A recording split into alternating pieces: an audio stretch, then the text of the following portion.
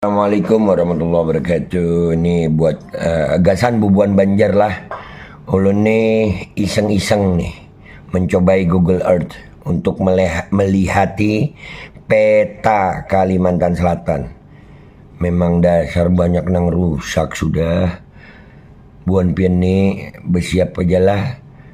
Karena amunnya ada banjir bandang bersiap aja.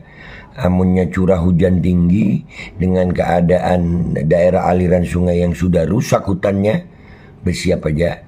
Ini amunnya kada percaya pian liatin ini nah. Nah, ini kita udah di Google Earth ya. Ini ada peta Kalimantan ya. Kita ke Kalimantan Selatan. Ini kita acak aja guys. Nih Kalimantan Selatan. Ini ada Banjarbaru, ada Satui, ada Sebamban. Kita lihat dulu yang bawah nih. Nah, ya lihat tuh itu konsesi-konsesi tambang sepertinya. Nah, dan mereka ini di aliran sungai ya. Ini di bawah ini guys.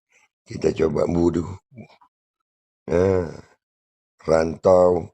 Ini nih ya, dari Banjarbaru, Matraman, Binuang, Rantau, Kandangan, Haruyan, Kasarangana, Juang, sampai atas. No, nih atasnya nih. Kita lihat dulu atasnya nih. Buset.